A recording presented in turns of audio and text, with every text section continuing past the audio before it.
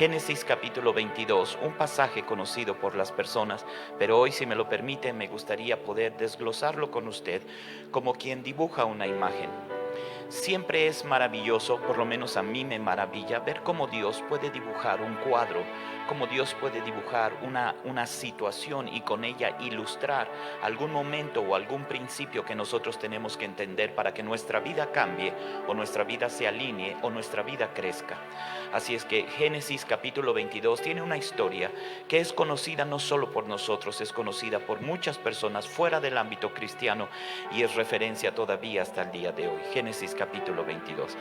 Todo el capítulo tiene 24 versos, así es que lo vamos a recortar a algunos versos. Voy a leer toda la historia porque necesitamos el contexto de la historia para poder construir lo que quiero construir con ustedes. ¿Está bien? A menos de que usted me diga, no, ya no la sabemos de memoria, entonces no tengo problema y no la leo. ¿Mejor la leemos?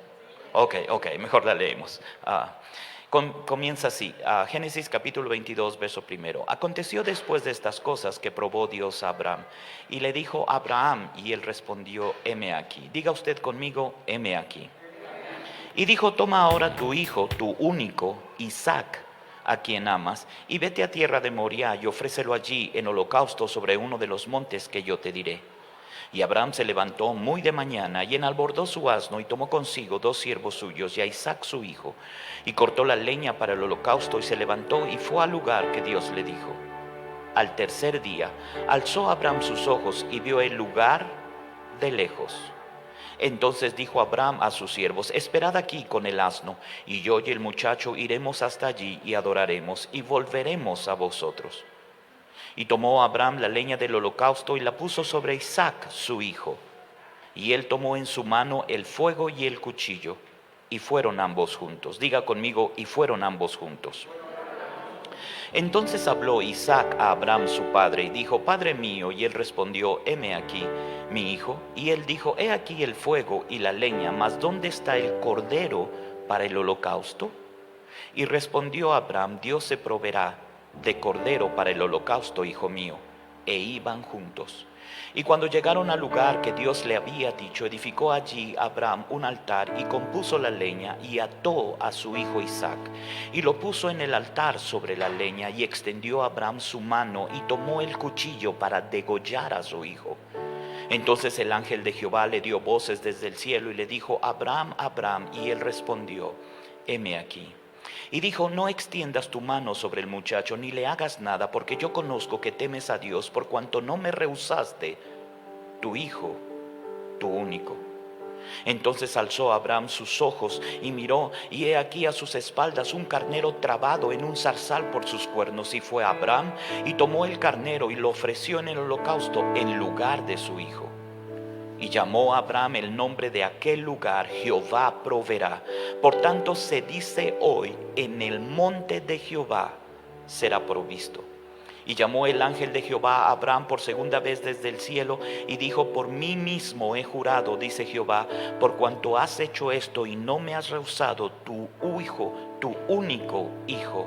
De cierto te bendeciré y te multiplicaré, y tu descendencia como las estrellas del cielo y como la arena que están a la orilla del mar, y tu descendencia poseerá las puertas de sus enemigos, y en tu simiente serán benditas todas las naciones de la tierra, por cuanto obedeciste a mi voz. Hasta ahí la lectura nos ha dado suficiente contexto. Cierre sus ojos por un momento.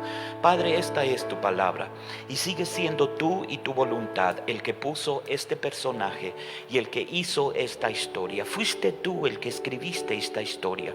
La escribiste en el corazón de Abraham para que la viviera y la dejaste escrita, Señor, en la Biblia para que nosotros comprendiéramos tu corazón. Ábrenos tu corazón esta mañana y permítenos conocerte, y conociéndote a ti un poco más cambiaremos nosotros, pues somos tu imagen y tu semejanza. En el nombre de Jesús te lo pedimos. Amén, amén y amén. Vamos, dígalo conmigo, dígalo fuerte. Hoy es un día de adoración.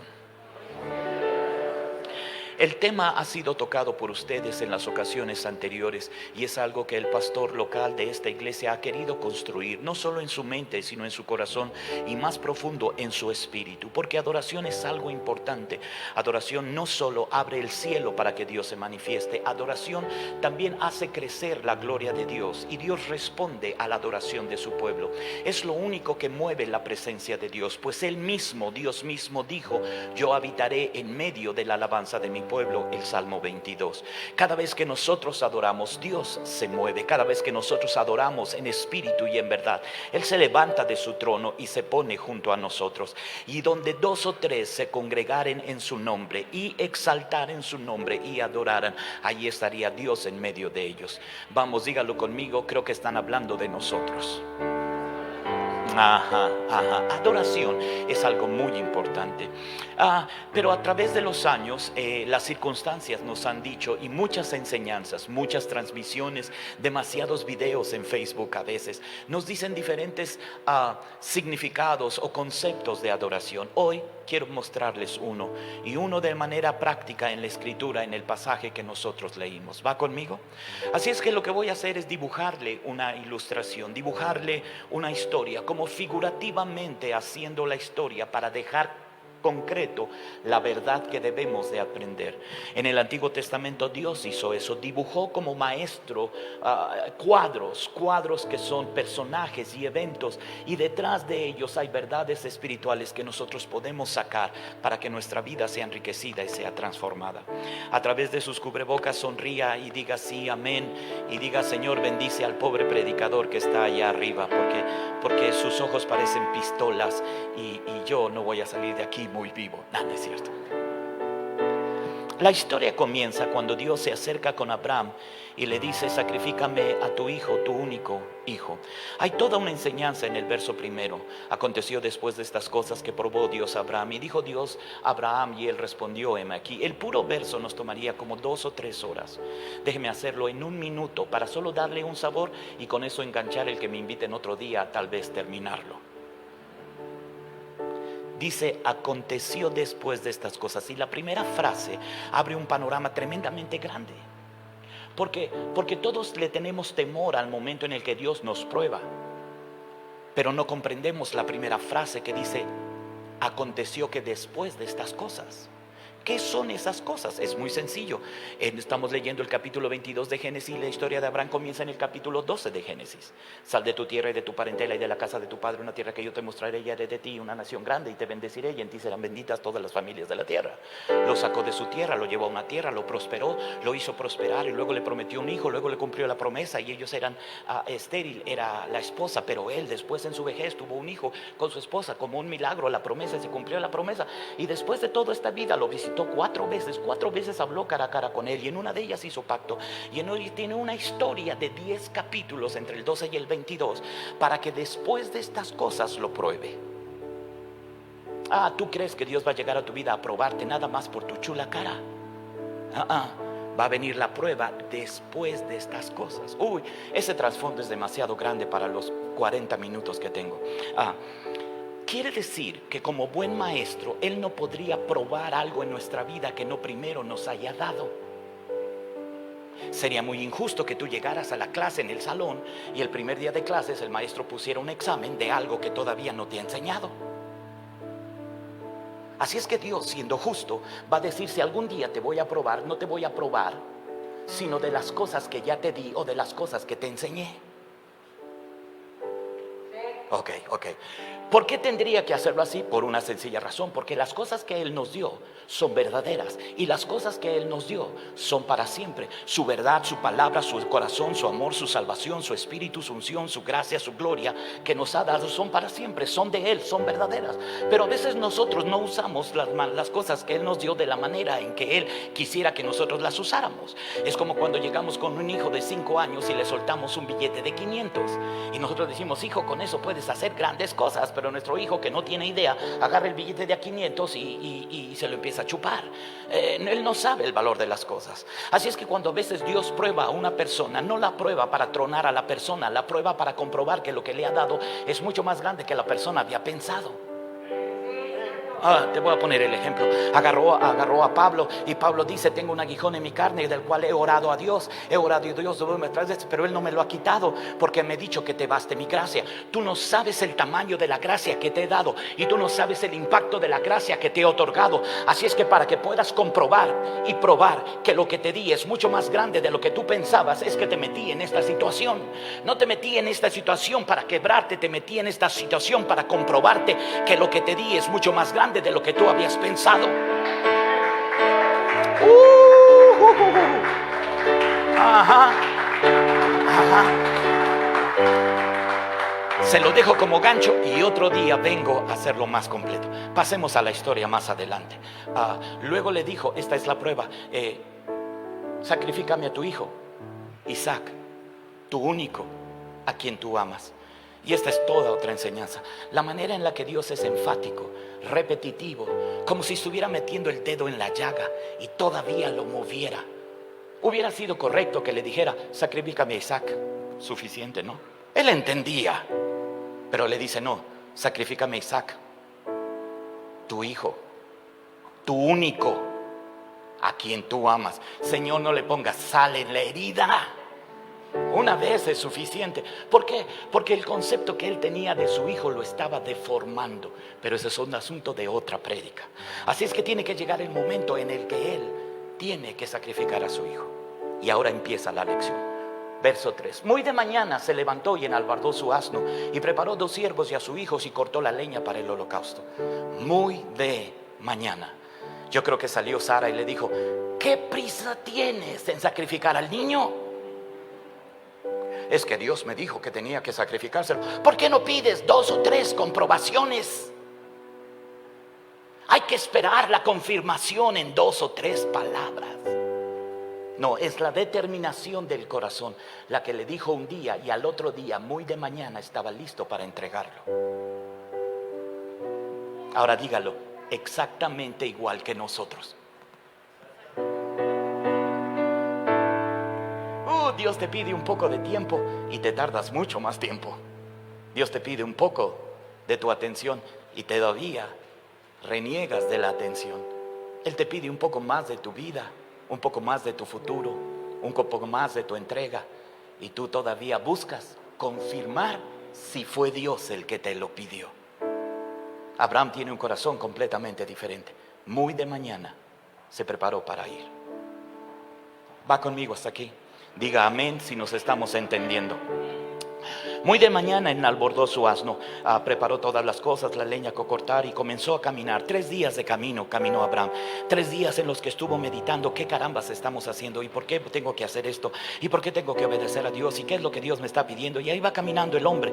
A su mano derecha, junto a él, va caminando su hijo, su único, el que representa todo su futuro, su linaje, su promesa, su cumplimiento, todo lo que tiene que hacer, pero sabe que hoy lo tiene que entregar. Esa parte ya se la han predicado, esa parte ya la conoce. Así es que llega el momento en que él llega a cierto punto. A la distancia mira en el valle de Moriah, en la tierra de Moriah, donde hay varios montes. Se encuentra el monte y descubre y discierne: ese es el lugar que Dios quiere, donde yo voy a sacrificar a mi hijo. Y comienza la lección, porque voltea con sus siervos y les dice: ustedes quédense aquí con el asno, el muchacho y yo iremos. Y ahí comienza la lección. Hay cosas que Dios tiene determinados para los que tienen corazón de siervo, pero hay cosas que son exclusivas para los que tienen corazón de hijos. Los siervos van a llegar hasta un nivel. Solo los que tienen corazón de hijos van a ir más allá de su servicio. Mira al de al lado y véale si le ve cara de siervo o cara de hijo. Esta es la diferencia. El siervo llega y dice: ¿qué tengo que hacer? Y el amo le dice: haz esto. Y él va, lo hace y dice: listo, terminé. Y si es posible, obtiene un pago, una recompensa, o un alimento, o una casa, o una habitación por el servicio que prestó.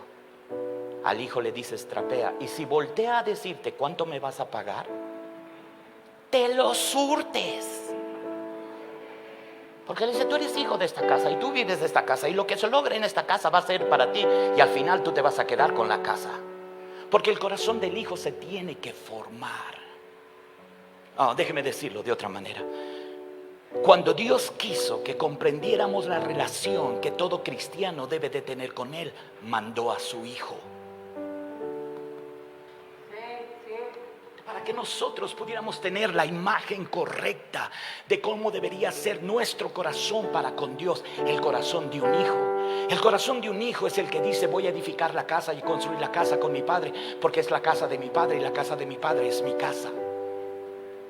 A veces la estructura eclesiástica nos hace organizar y poner siervos. ¿Y quién me ayuda con la grabación? ¿Y quién me ayuda con los niños? ¿Y quién me ayuda? Y les llamamos siervos. Pero entonces los vamos educando de manera contraria. A veces hay que buscar al que Dios le ha dado el corazón de hijo. Abraham se paró junto a su hijo y le dijo a los siervos: lo siento, muchachos, este culto no es para ustedes. Esta ministración no les corresponde. Esta revelación no es para ustedes, pero los que tengan corazón de hijo, que caminen conmigo. Sí, Abraham representa la figura del Padre y representa al Padre del cielo. El Hijo es Jesucristo, y es todos aquellos que hemos creído en Jesucristo que pueden tener corazón de hijos, pero que se sienten más hijos que siervos, porque el siervo no puede ser hijo, pero el hijo puede comportarse como siervo.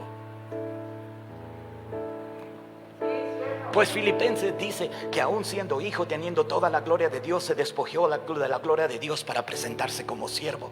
Pero cuando caminaba como siervo siempre decía: lo que mi padre habla es lo que yo hablo, y lo que veo a mi padre hacer, eso es lo que yo hago, y mi padre y yo somos uno. El siguiente nivel de esta iglesia es que pueda dejar de pensar como siervo y pueda tener el corazón de hijo, aunque pueda servir como hijo. No es lo mismo. Es ese culto donde la gloria de Dios se movió y hizo algo muy especial, y tú no viniste porque dijiste: yo ya fui, yo ya cumplí, yo ya trapié, yo ya hice, yo ya serví, a mí no me corresponde. Ok, hay muchas personas en las congregaciones y servimos y ministramos a muchas personas, pero no le doy de comer lo mismo que le doy de comer cuando cierro la puerta de mi casa a mis hijos. Cierto. Así es que Abraham se volteó con ellos y les dijo: quédense aquí, el muchacho y yo iremos y adoraremos. Vamos, dígalo conmigo, esta va a ser una buena lección de adoración. Usted no se emociona, pero yo nada más de pensar en lo que va a suceder, yo ya me emocioné. El muchacho ya sabe, millennial, ya sabe, ¿no? Millennial, dijo: wow, mi papá me va a llevar a un congreso de alabanza y adoración. Seguro está Miel San Marcos y Hilson y Jesus Culture y todos los demás, y vamos a pasar 3 días adorando. Y él dijo: mi papá me va a enseñar adoración. Cuando no comprendía lo que estaba pasando en la cabeza y en el corazón de su padre, él dijo: el muchacho y yo iremos y adoraremos. Déjeme enseñarle el principio. Era el peor día en la vida de Abraham. Era el día más oscuro, en el sentido de la presión que tenía que vivir. Le tocaba entregar lo que más amaba. Pero él dijo: si voy a vivir un mal día, lo voy a llamar un día de adoración. Nuevamente, si es mi peor día, lo voy a convertir en un día de adoración, para que el cielo sepa que puedo adorar en el día malo y en el día bueno, que puedo adorar a Dios en todo tiempo y en todo lugar, y que las circunstancias no detienen mi adoración, porque mi adoración es mucho más que las circunstancias que vivo.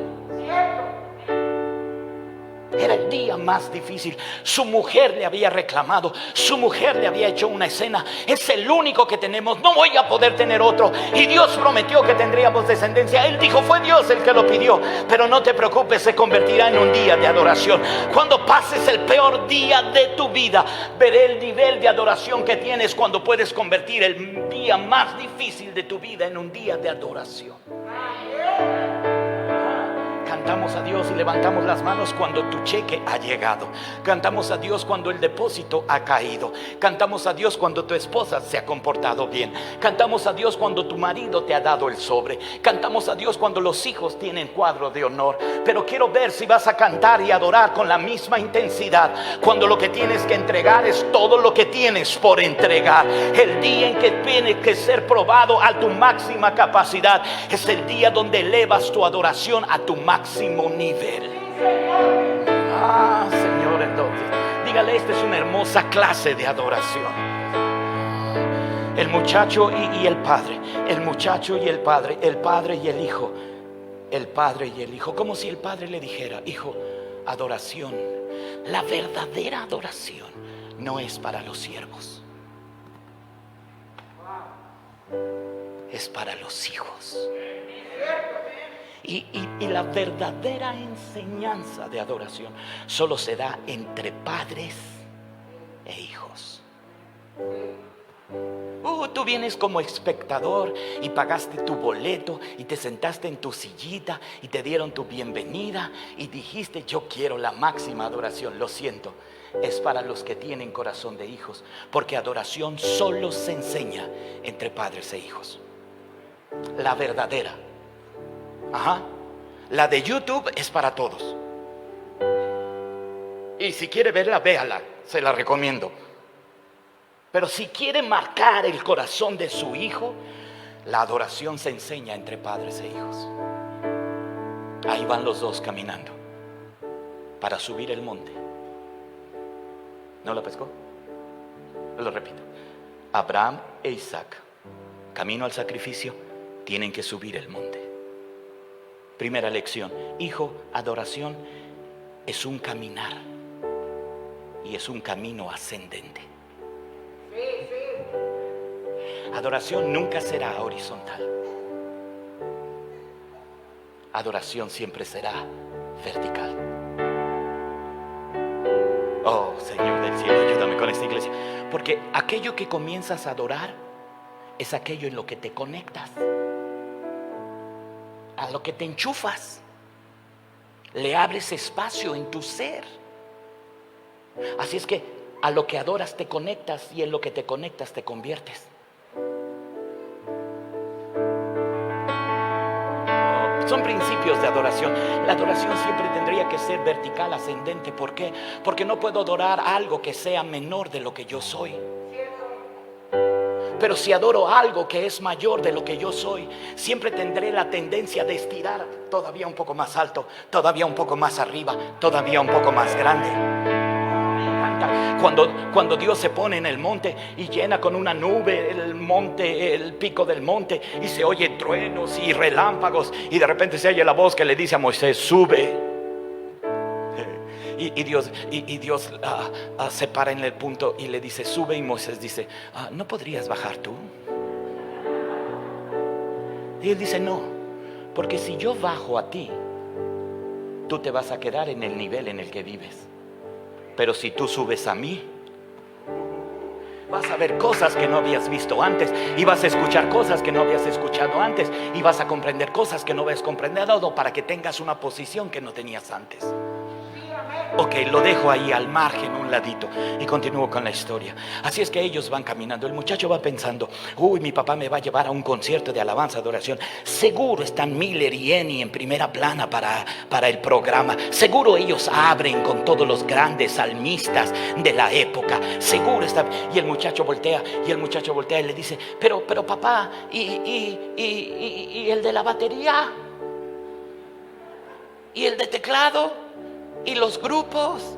¿Y las bandas? Y él dice: yo te voy a enseñar adoración como el cielo me enseñó a adorar a mí.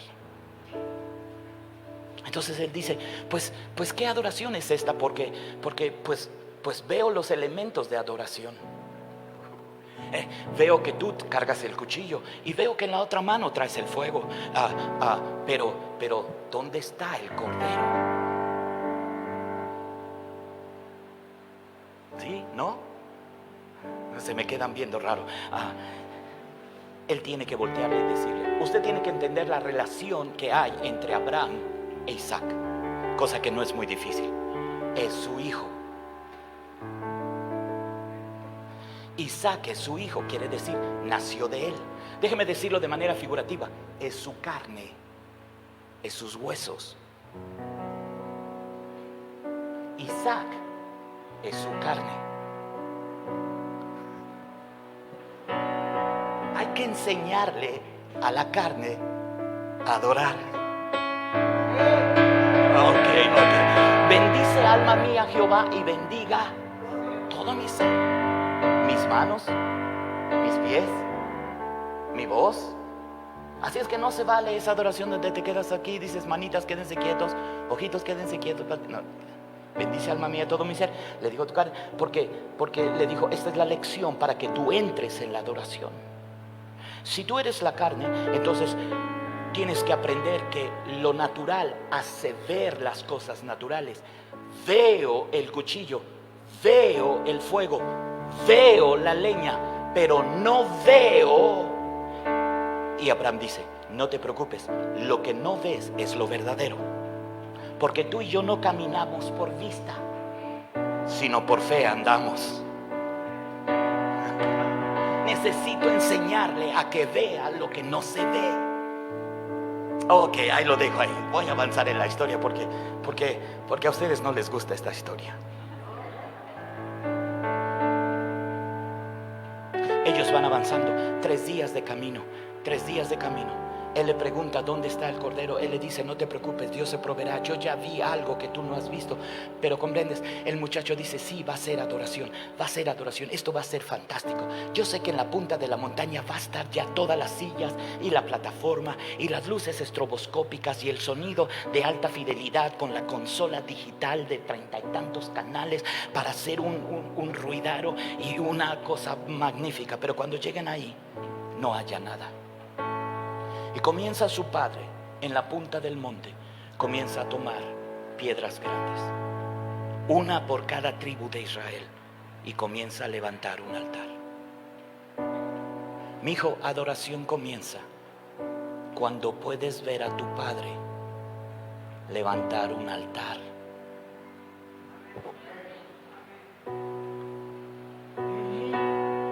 Dejamos que la iglesia enseñara eso, cuando eso se lo tenía que haber enseñado el padre a su hijo. Ahora entiendo por qué Dios, Él no lo hizo, pero usó la pandemia para mandarlos a sus casas, para ver si los padres les enseñaban a sus hijos. Y si pasaron 6 meses y tus hijos no aprendieron nada, mejor ya no digo nada, regreso a la historia. Lo vio levantar 12 piedras para construir un altar. El muchacho dijo, papá, pues no que íbamos a adorar. Y le dijo, te voy a enseñar adoración. Échame tus manos. Y tomando un lazo, comenzó a atarle las manos. Hay gente que compone canciones, les llaman adoraciones, y está bien. Pero eso no es la adoración que te quiero enseñar. Y él todavía estaba preguntándose cuando le dijo, bueno, entonces papá, ¿cuál es la adoración que me quieres enseñar? Y él le dijo, te lo voy a enseñar. Y el padre se inclinó y con una cuerda comenzó a atarle las piernas. Y cuando había terminado de atarlo, metió su brazo entre su rodilla, por detrás de su rodilla y en su espalda, y lo cargó. Y lo dijo. Muchas personas llegan a los congresos de alabanza y adoración, y a muchos se les enseñan canciones para adorar, pero hoy tú eres la adoración. Y lo puso en el altar.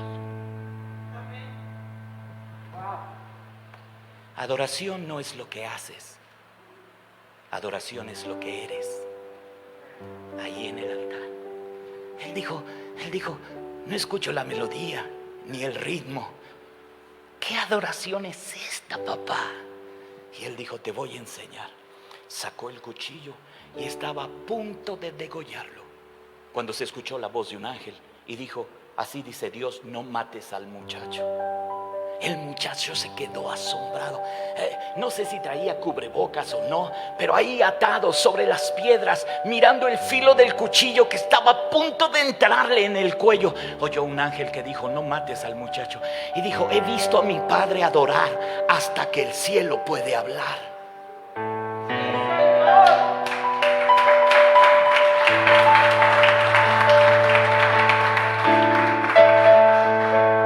Oyó la voz que dijo, no mates al muchacho.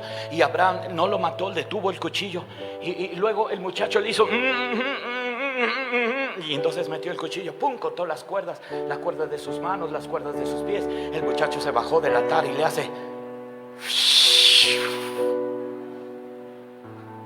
Mi Mi papá es un adorador de otro nivel.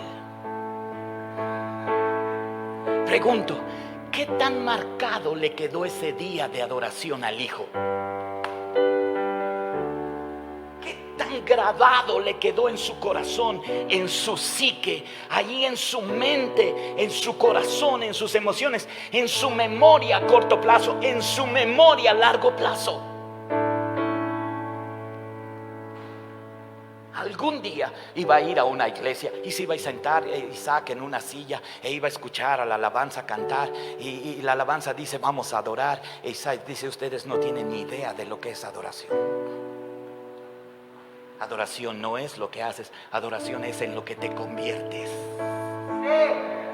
Que mi vida sea una vida de adoración para ti. A usted no le gusta ese asunto. Ok, entonces voy a terminar la historia porque a usted no le gusta. El muchacho se bajó del altar, si me permite ilustrarlo, y entonces de repente Abraham se queda y dice: ¿qué vamos a hacer? Cuando voltea por instrucciones del ángel y le dice: voltea detrás de ti, voltea a tus espaldas. Es literal el texto de la Biblia: voltea a tus espaldas. Cuando Abraham tuerce el cuello y voltea para atrás, hay un carnero enredado por sus cuernos en un zarzal. ¿Me permite explicarlo? ¿Sí? ¿No? Ok. Él tiene que voltear a su espalda. ¿Por qué, Dios, no pones el carnero delante? ¿Por qué lo tienes que poner atrás? Porque tus espaldas significan por donde ya pasaste. Tú solo podrías ver mi espalda si yo pasara por ahí. Es pasar por donde pasaste. Se llama pasado. Voy a dejar el carnero, el cordero de un año perfecto, lo voy a dejar en tu pasado, para limpiar tu pasado. Porque si no limpio tu pasado, tu muchacho no tiene futuro. Porque tu muchacho es el futuro. Para que tu muchacho pueda seguir viviendo y tenga futuro, tú tienes que terminar con tu pasado. Y para terminar con tu pasado, dejaré un cordero que limpie tu pasado, que se olvide de tus pecados y de tus transgresiones y nunca más tenga memoria de ellos, y los esconde en lo profundo del mar y nunca se acuerde de lo que hiciste. Por donde había pasado, dejó un cordero. Tomó el cordero y lo sustituyó por el hijo. La sola frase es tremendamente poderosa. Se llama sustitución. No puedo explicarlo porque me echaría otros 30 minutos. Solo le voy a dejar otro ganchito para otro día venir. Quiere decir que la inocencia del carnero le pasaba al muchacho, y el pecado del muchacho le pasaba al cordero.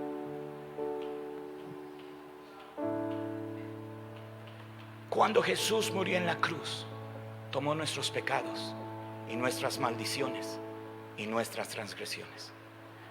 Esa es solo la mitad del evangelio. La otra mitad es que su perfección y su justicia cayó sobre nosotros.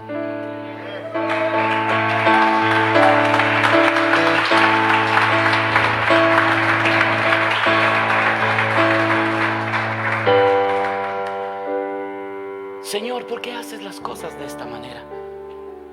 Porque hay cosas que los siervos hacen, pero hay lecciones que solo son para los hijos.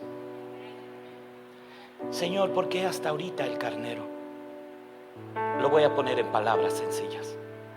Dejé tu provisión para después de tu adoración. Porque si te doy la provisión antes de la adoración, tu adoración no alcanza el nivel que deberías comprender. Para que todo cristiano en el 2020 entienda que adoramos a Dios, no por lo que hace, sino por lo que va a hacer. Adorarlo por lo que hizo es un buen escalón. Adorarlo por lo que va a hacer es de otro nivel. Pregúntenle a María el día que el mar rojo se abrió y miró aquel espectáculo y vio a toda su gente pasar el río en seco, el mar en seco. Tomó panderos y comenzó a alabar y a adorar a Dios por lo que había hecho. Echó a la mar los carros del faraón. Pero pregúntenle a los apóstoles en la cárcel con la reja cerrado y los grilletes, y ellos digan: comencemos a adorar. No vamos a adorar por lo que Dios hizo, vamos a adorar por lo que Dios va a hacer. Déjeme ponerlo en palabras llanas. Tu salud y tu sanidad están después de tu adoración. Tu provisión y tu bendición están después de tu adoración. Sí está conmigo, sí está conmigo. Lo que esperabas que sucediera, Dios lo puso después de tu adoración para ver si nace en tu corazón la verdadera adoración. Adoración no es lo que haces o lo que compones, adoración es lo que eres y se manifiesta en lo que dices y en lo que cantas. Ahora dígame que esta iglesia es una iglesia de adoración. Vamos, dígame que esa adoración puede surgir de su corazón. Dígame que no tenemos este pensamiento de: bueno, Señor, si tú me bendices, yo te adoro. Bueno, Señor, si tú me cumples, yo te adoro. Bueno, Señor, si me sanas, yo te adoro. Sáname, Señor, porque si me sanas, te adoraría. No, Señor. Es cuando me pides las cosas, es cuando yo las entrego, es cuando el día es más difícil, que sé de qué estoy hecho. Fui creado para la alabanza de tu nombre todos los días de mi vida. A la mejor, lo que estabas esperando de Dios va a requerir una adoración de un nivel mucho más grande del que hubieras hecho en los días anteriores. Dios te empujaría a eso, no con la intención de reprobarte o quebrarte o deshacerte, sino con la intención de que alcanzaras cosas y niveles que nadie más había hecho. Déjeme terminar la historia. Pasó todo este asunto. Se oyó la voz del cielo que le dijo: tú eres Abraham y sé que no me negarías a tu hijo.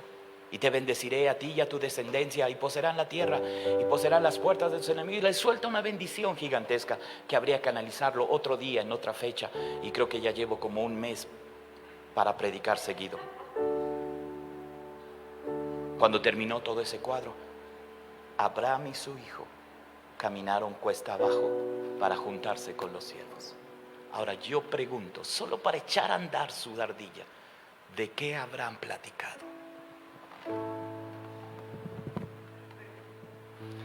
Papá, yo no sabía que podías hacer eso, y menos que lo ibas a hacer conmigo.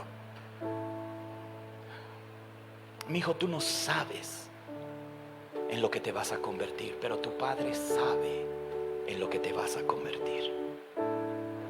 Por eso te llevé a este grado de adoración, para que comprendieras lo que tu vida significa delante de Dios y la simiente que cargas. La charla entre padre e hijo. ¿Sí? ¿No? Ahí van los dos platicando, y cuando llegan al final del monte donde están todavía el burro y los siervos salen y dicen: ¿cómo les fue? ¿Cómo les fue? Mi señor, ¿cómo estuvo? E Isaac dice: no, señores, esto solo era entre el padre y el hijo.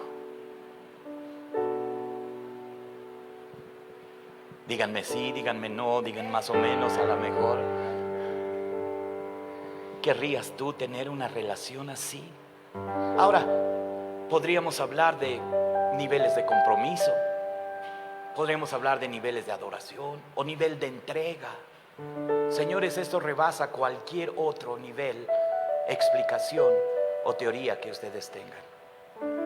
Sí, quisiera que todas las sillas se llenaran, que la pandemia acabara y pusiéramos 100 sillas más. Y quisiéramos que aquí fuéramos 200. Pero luego de entender estas cosas, digo: Señor, si son 200 siervos, mejor no lo hagas. Pero si hay 10 hijos, el nivel de adoración de esta casa sobrepasa cualquier nivel de adoración de cualquier lugar.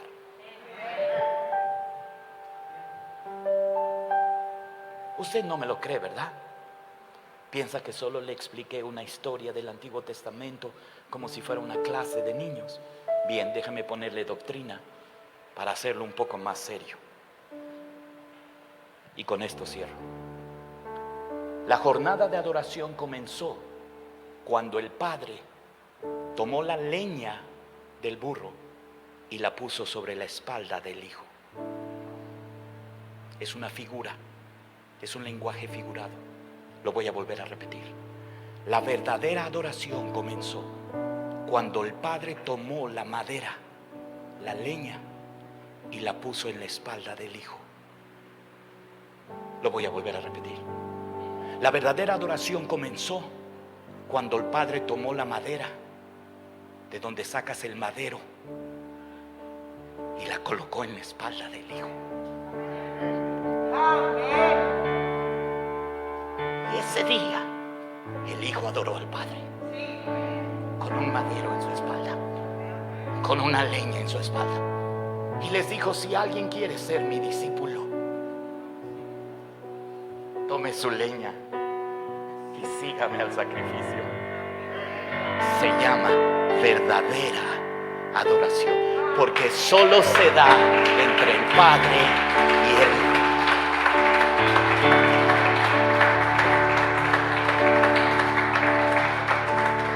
Vamos, dígalo conmigo, es una clase de adoración. Me hubiera gustado que usted viviera en esa temporada, en esos años, en esa época. No teclado, no voces, no Miller, no Eni, no afinación, no ritmo, no melodía. Te tocaba adorar con tu propio ser.